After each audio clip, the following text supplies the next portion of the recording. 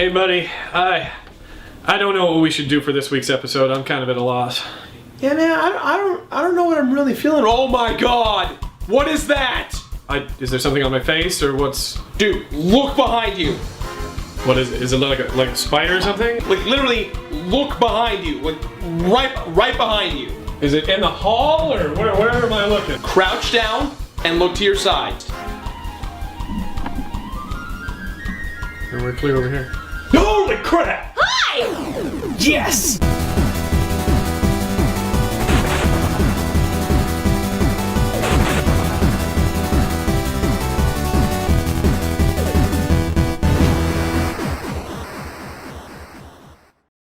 Arabian Nights, like Arabian Dodger. Welcome to a brand new episode of The Completionist. And today, guys, we have a very special guest. It's Dodger from Press Start to Continue. Fun fact, she was the initial inspiration of me starting The Completionist after we met about 1.5 years ago. And it's really exciting to kind of have you here on the show. Hugs! Yeah. It's very nice to be here as well. Hello, Gerard. Hello, Internet. You are so welcome into our humble abode of gamingness. Glory. Yes. So, Dodger, tell us what game we're going to be playing today for the audience at home. We are going to be playing Aladdin for the Super NES. Ragga! God, I'm in trouble, aren't I? You ruined the I shot! ruined it. Now we gotta do makeup and get out!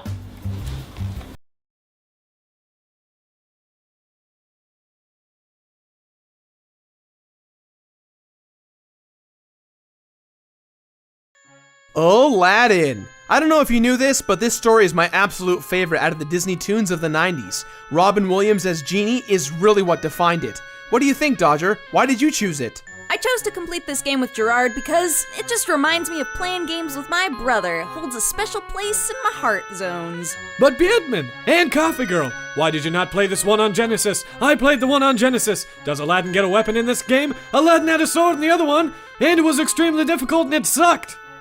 Oh, I guess I just answered my own question there.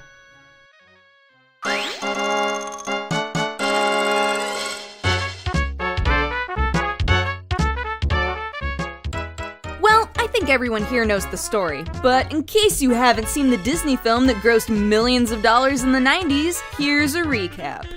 That delicious 90s cash.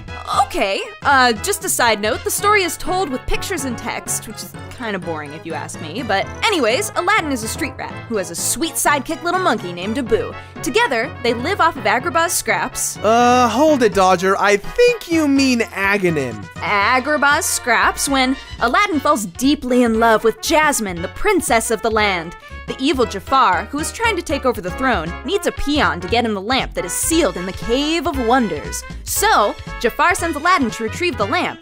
But when Aladdin gives Jafar the lamp, he leaves Aladdin to rot in the Cave of Wonders. Jafar plans to use the genie within the lamp for his evil gain, but Abu actually steals the lamp back from Jafar. And with the use of the lamp, we have our Robin Williams genie, who literally saves the day. Yeah, and they get to ride a magic carpet too, and there's a monkey in there somewhere, and then you got Gilbert Godfrey Bird. I mean, no, yeah, there isn't too much more to the story. You pretty much covered it. Good job, Gerard. I guess that's why they call you the Completionist.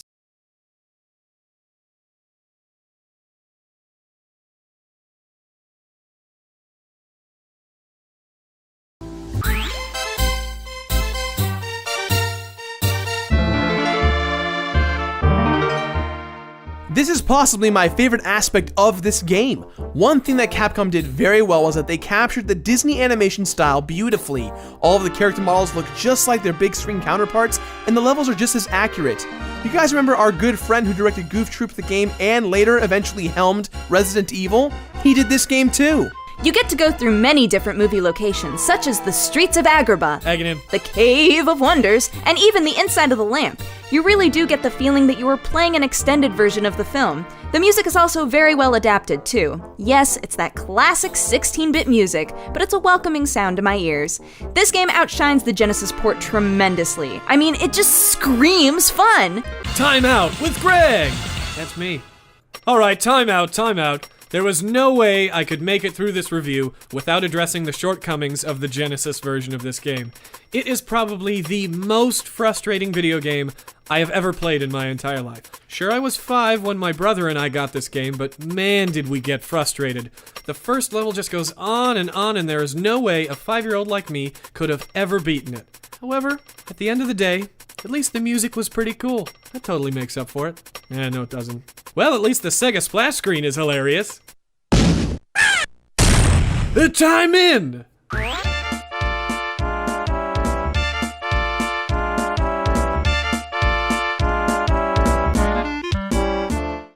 Now here's where we get into the real meat and potatoes of the game. It feels like this game just never stops moving, mostly in a good way. I keep getting this feeling that the developers of Assassin's Creed played a lot of Aladdin growing up. The two games, although years and years apart, have the same unstoppable feel to them. You jump from platform to platform, narrowly avoiding death. Speaking of jumping, here's where things can get a little hairy. When you jump up, you have a very nice floaty feel. However, when your jump is over, you drop like a rock. Luckily, if you can pick up a pair of underwear, you can safely glide your way through each level. I think it's just some sort of sheet. However, if you neglect the precious pair of undergarments, you will have to time your jumps precisely, or you fall down and either die, or you have to hoof it up all the way back to where you just were. If I had to sum up this entire game into one word, I would say jump.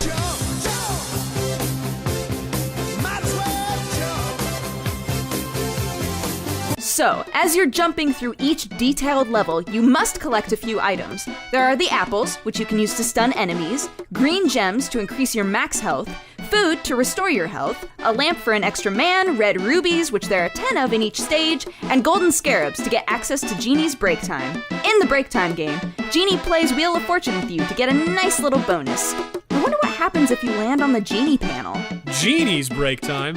How about Greg's break time? Hit it!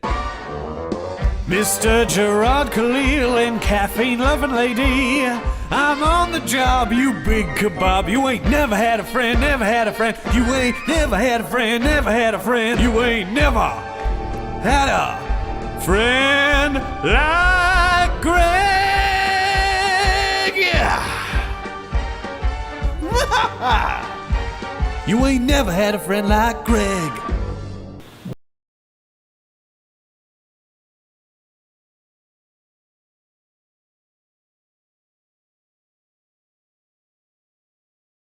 Anyways, all of the items are quite readily available and easy to reach. However, some of the red rubies can be a real pain in the ass to get. They require perfect jump timing, and some of them cannot be obtained after a failed attempt. The funny thing is, there aren't all that many enemies, or even bosses for that matter. Your main challenge throughout the game is the territory. That being said, there are some pretty funny enemies to be found. There's the arrow guy, the sword guy, the barrel guy, oh, the guy, and even faces with wings! You can kill all of them with the classic combo of stun and jump. The balance of enemies is very weird because in the first stage, there are a lot of guards, but then it really drops off as the game goes on.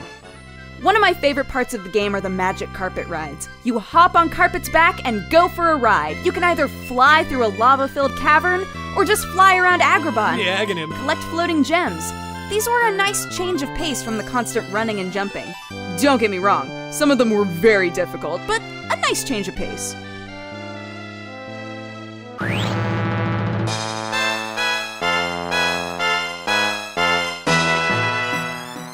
After jumping and running and jumping and running and jumping and running, you finally get to battle Jafar while jumping and running, who is a pretty simple boss. The first stage of the Jafar fight has you pitted against Jafar as he flies around the room and releases faces with wings at you. After jumping on his staff and his head a few times, he disappears. Pretty simple, right? Now it's time to stroll on over with glory to, oh my god, what the hell is that? An evil flying vase? Oh, holy crap, no, he's a snake man snake! Indiana Jones would be shaking in his boots if he saw this bad boy. This is one of the coolest boss fights in the game. Mostly because it's one of the only boss fights in the game.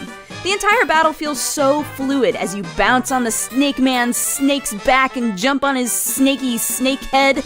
He throws a few curveballs at you, but you can get through the whole thing pretty easily, especially with a fresh pair of underpants. Yeah, Dodger, I'm pretty sure that's just a sheet.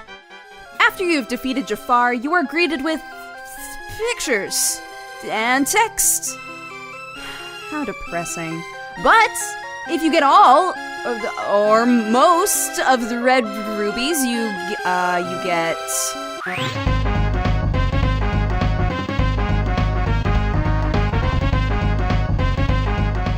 Now, if you were paying attention to all of the red rubies scattered throughout the levels, you'll come to the conclusion that there are 10 per level.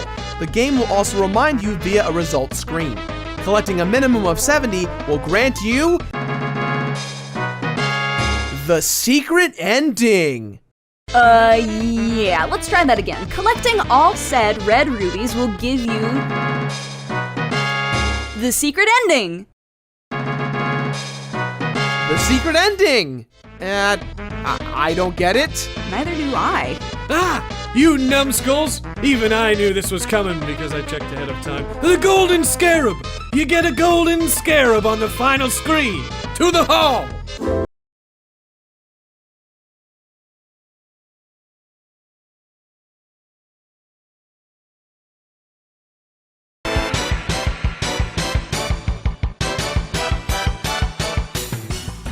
One of the best things about playing this game is the fact that if you have indeed seen the film prior to this, you'll enjoy the living hell out of this game. The music matches the tone perfectly, the platforming feels fresh and original, and there's actually some difficult parts that you will come across. It's really fun. For those of us who are lazy, you don't actually have to play the game all the way through if you don't want to. You can enter in a password and skip around some of the levels. But obviously, why would you do that? This game is freaking sweet.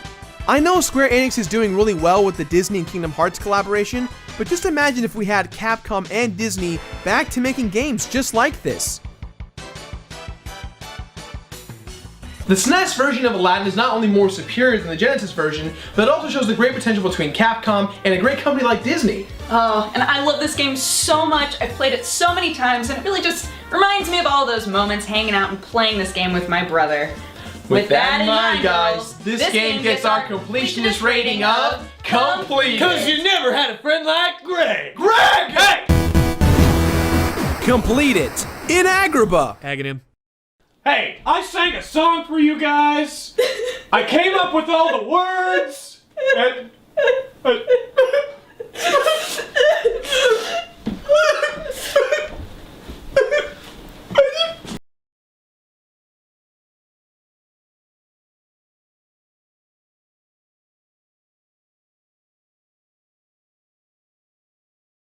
Today, guys, so please, as always, leave your positive and negative comments in the boxes below. And if you have ideas for future Completionist episodes, please let us know in the comments section. Don't forget to face twin tablegram both of us and our respective shows. And if you'd like to have coffee with me, you can click wherever I put the annotation and it'll take you to my channel.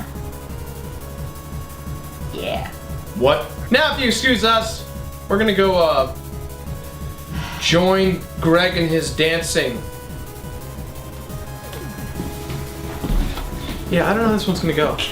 Mr. Gerard Khalil and caffeine-loving lady, I'm on the job, you big kebab. You ain't never had a friend, never had a friend. You ain't never had a friend, never had a friend. You ain't never had a friend like Greg.